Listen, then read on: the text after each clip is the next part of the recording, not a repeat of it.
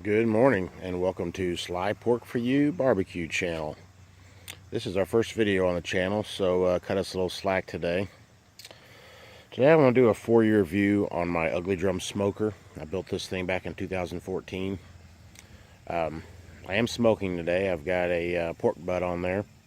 Been on since about 6 a.m. It's about 10 a.m. now. I'm doing it Texas style, just salt, pepper, garlic. Using hickory. Actually, here in Indiana we have a hard time getting post oak, which is the big Texas thing, but I actually just ordered some, so we'll try that next time. But today I just want to talk about a few things I would change on the next drum if I built another one, which I'm sure one of these days I will. But this thing served me well, very efficient. It turns out some really good tasting food.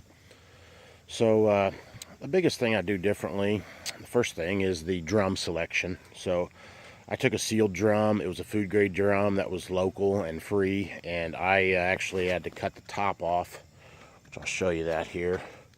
So if you notice there, it's just a sharp edge. I've got a couple notches for my probes.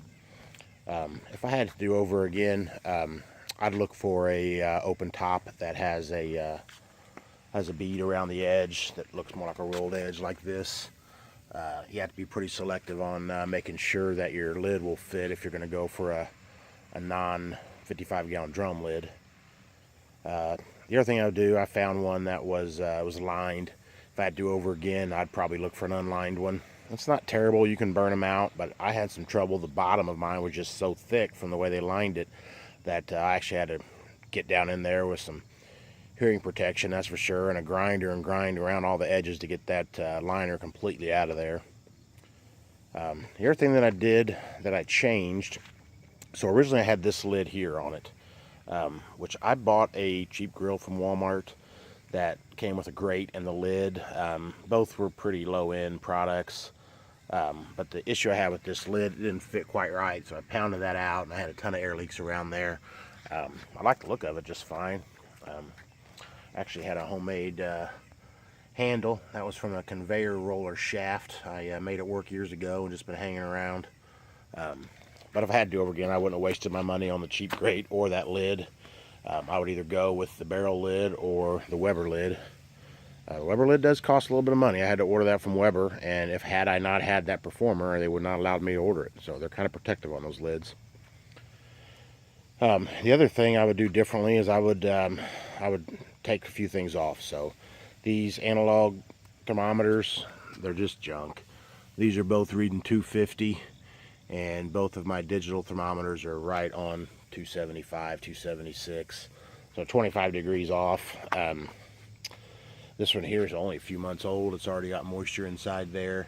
If I had to do over again, I would build a bracket that would hold the type of temp probe you're using. So this is a new thing for me, first time using it. It's called the Smoke, but it's actually magnetic. So if I had to do over again, I would probably put me in a bracket right there so I could get a little air gap and not get this guy too hot, and mount it right in front and look like I've got a digital Ugly Drum smoker, which is kind of cool. And it's one less thing. Those thermometers have probes that stick through when you put your meat in or your grates in. You gotta work around them. The other thing I do, I like the gadgets. You don't need these things. These things run just fine without them, but I just kind of like new toys. I would have put these valves in front so I could use my PartyQ, which is a fan that temp controls the pit. Now you set it to 275, and that's what I got it set on. And you can see right there, 4 hours later, it's exactly 275. But if I was going to do it again, I'd put a valve in front here so I could see my gauge a little better, access it a little better.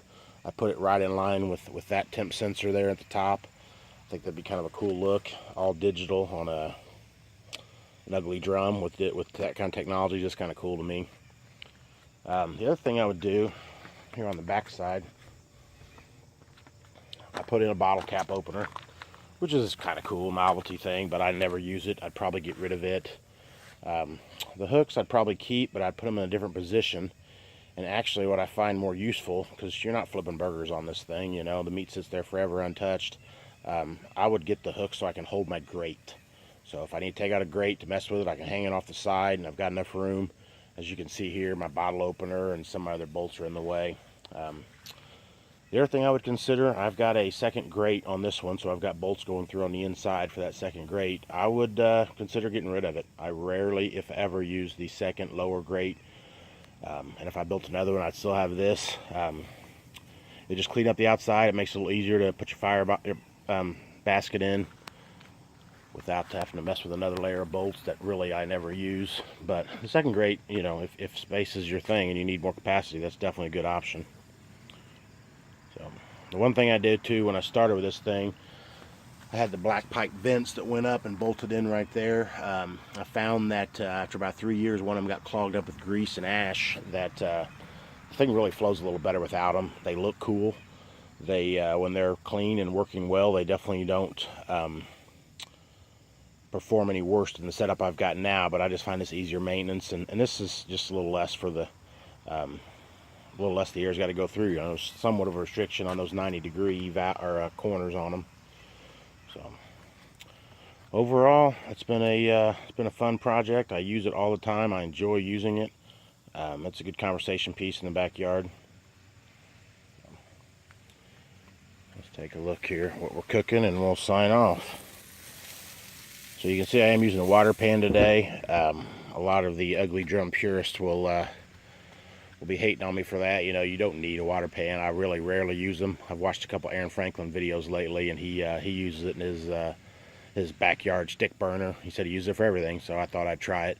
I did a brisket last week with the water pan, and didn't make much difference that I could tell, really.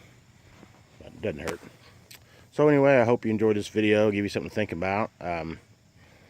And if it's something that works out, I might do a video coming up here and review the PartyQ and the smoke temp sensor a little more in depth. So, smoke on.